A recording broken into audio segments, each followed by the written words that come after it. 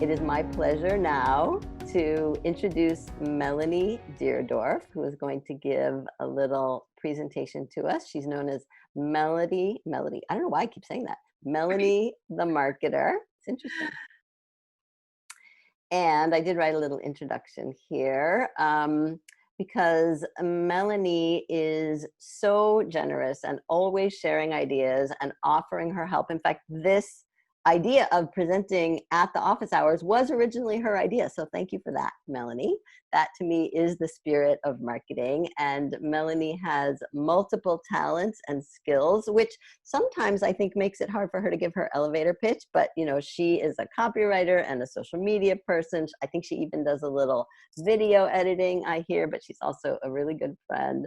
And so I really appreciate, Melanie, you being willing to share what you've learned. You did one on LinkedIn a couple of months ago. Now you're doing ProTips for Mailchimp. So we've got about 15 minutes or so, and then people can ask questions. We'll open it up to questions. So Melanie, the floor, the screen is yours.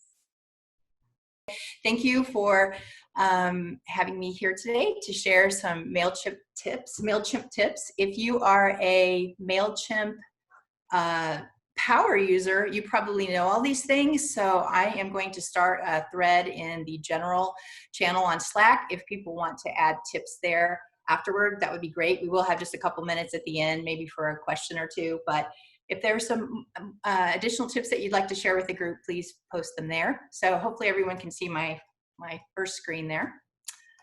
And I am going over. So probably a lot of you know that Mailchimp is pretty much the cheapest, freest game in town when it comes to email marketing platforms. This is a recent, their pricing from a couple days ago. They're still free. One of the nearest competitors that I'm familiar with that I've used before is Constant Contact, and they charge $20 a month. So it's easy to find platforms that are available online. These are the two that I'm most familiar with, but as you can see, Mailchimp still has a good foothold because they do offer a free plan that's good to, I believe, up to 2,000 names. So what we'll cover today, or what I will cover, I'll talk a little bit about email automation, using Mailchimp as a mini CRM, how you can find some information about your campaigns, your subscribers, some settings that you might want to make sure you have set up each time you do a campaign, how you can check some of the results, which I believe I mentioned, adding custom colors, that may be something a lot of you know, but maybe not everyone knows, and some additional things you can do with Mailchimp. And then I have a couple of bonus slides at the end with some additional information. So if you've ever started to create an email in Mailchimp, you may be aware that there's another when you create a regular email, there's also another thing called automated emails. And this isn't an exhaustive overview, but this just shows you 3 different things you can do in addition to a plain email. You can set up automated email when someone has a certain action that they take. You can welcome new subscribers when they join your list, and you can set up automatic emails for your blog posts. And up here, I want to show you, as we switch to this next slide here, what I've added, these 2 areas up here, the dark gray box, that shows you the path to get to the information. You're on the home page of Mailchimp and logged in, and you would go to automate. The one below here is a URL that takes you to the help page on Mailchimp's site that talks about these things. So throughout, I believe I added that on every single page. Number 2, I like to use Mailchimp as a mini CRM, and the way that I do that is by establishing tags, making up categories for the different subscribers that I have.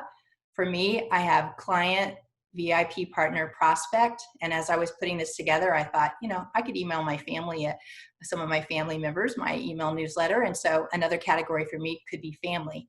And when you use tags, it helps you take advantage of with a free Mailchimp account, you just get one list that you can add. If you upgrade and pay for a more inexpensive plan, you can have multiple lists. But if you're using the free plan, tags gives you the opportunity to email a subset of your subscriber group.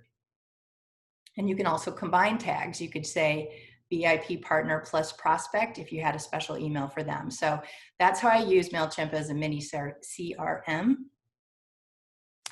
Another thing that you may be aware of is that you can actually see what individual subscribers are doing related to the campaigns that you send out.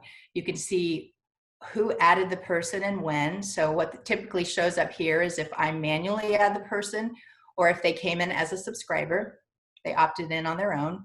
And then down here you can see different emails. This is for one of my clients. This person received the temporary store closing message and they opened it, shows you the dates, the times. So this information is interesting, and especially if it's your own list, you can really read into a lot of this. Oh, why aren't people opening my emails? But it's nothing to stress out about. It's just to know that we all have our habits with email. Some people wait a week or two before they open them. Some people never do. But as Elise has said before, just getting your name in a person's email box, the inbox, has some value. So that's number 3. Number 4, you may know that you can create a sign-up form, which gives you a custom URL or Perl personal URL that you can use as a call to action in different ways. You can embed it into a blog post. You can put the pop-up form on your website.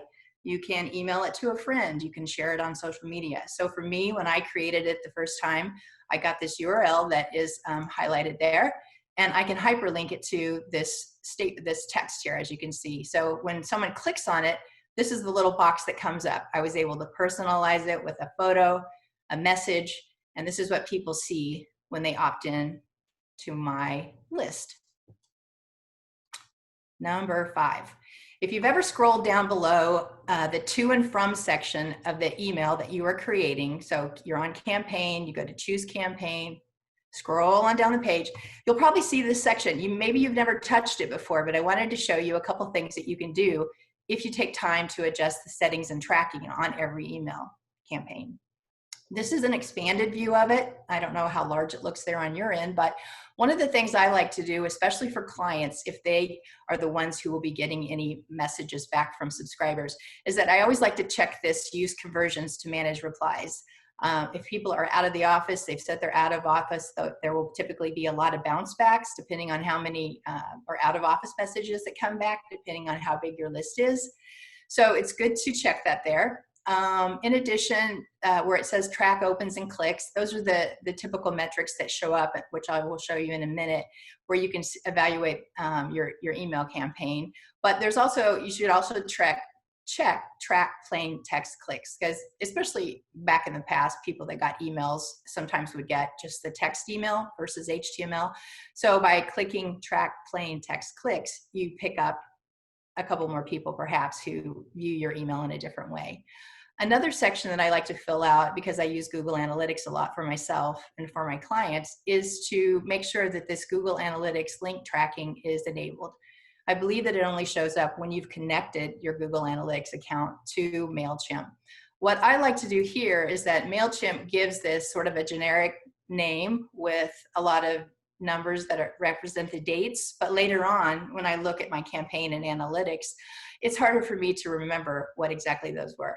So here's just an example of what I like to, how I like to personalize it a bit more. June 2020 newsletter, NL. And then as you can see over here, just real quickly, this is a view in Google Analytics for those of you that use that.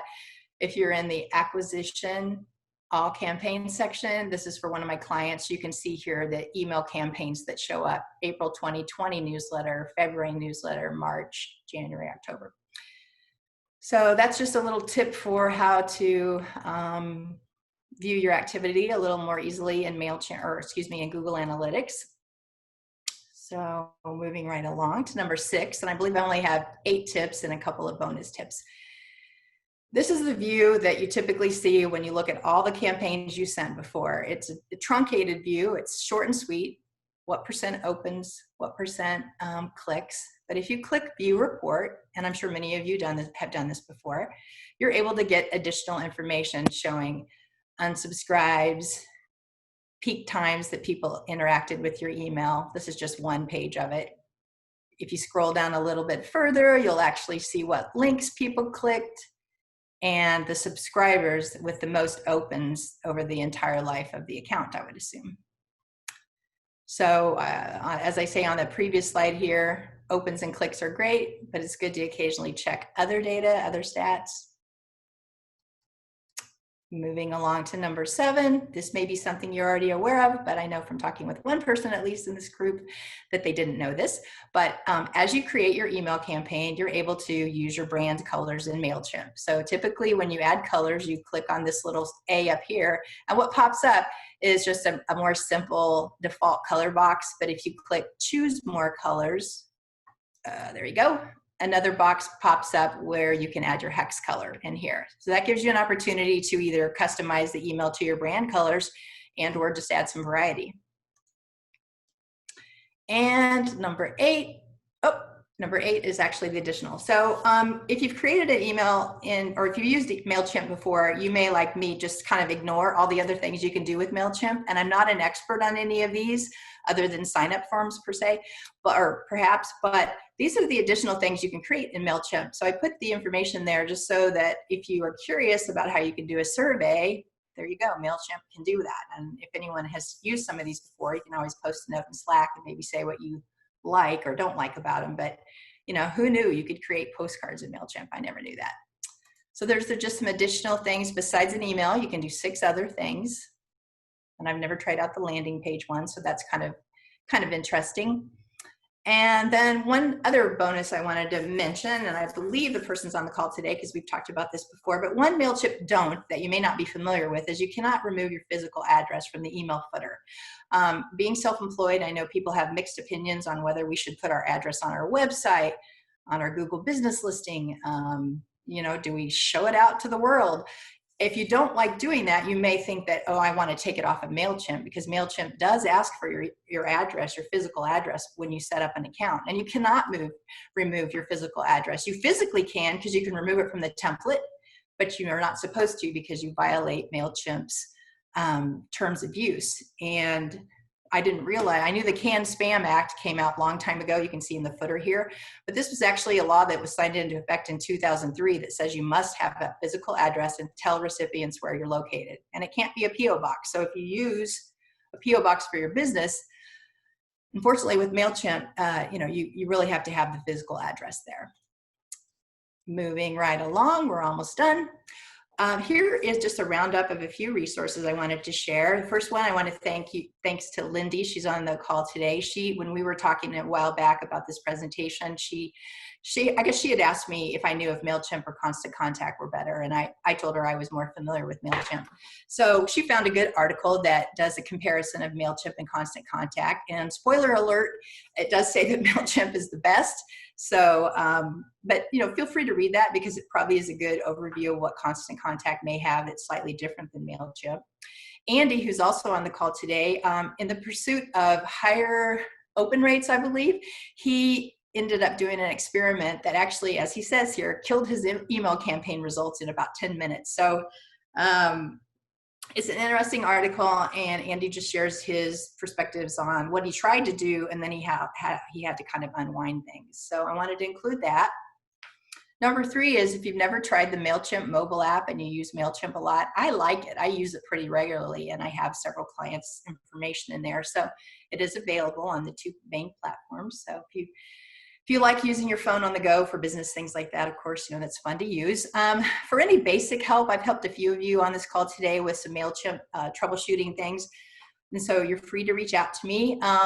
For more advanced help, I've taken advantage of amyhall.biz. Amy Hall, I found her somewhere. I've paid her as little as $8 for a quick question that I was stuck on, and maybe one time I paid her $32. But she's great. She has an easy way that you can just book a time with her, tell her your Mailchimp question, and she'll bill you and you'll be on your way. She even refunded me like 5 minutes one time when I paid for a larger block of time. So I really like her, and I like to share her name because she's helped me quite a few times over the last few years. And then this is number 5. This is kind of a neat thing that I came across a while back, and it's still up on Mailchimp's site, and it was updated as of October 2019. If you've ever wondered if your Mailchimp open rates are good, industry, according to your industry, or maybe you work with clients, you help them with email marketing, this is a nice little chart that they update that shows the average open rate and average click rate. And it has just a giant average too, in case you don't find yourself fitting into the 45 categories. So I like to have that. I like to remind people about that because it's kind of fun to check. And I think that's it. That might be record time for me. So thank you. And if anyone has any questions, or we can add some, we can keep the conversation going in Slack if Elise feels like we need to Thank you, Melanie. go That from was there. great. And we will make the PowerPoint also available, but perfect timing, Melanie. You were awesome. Yay.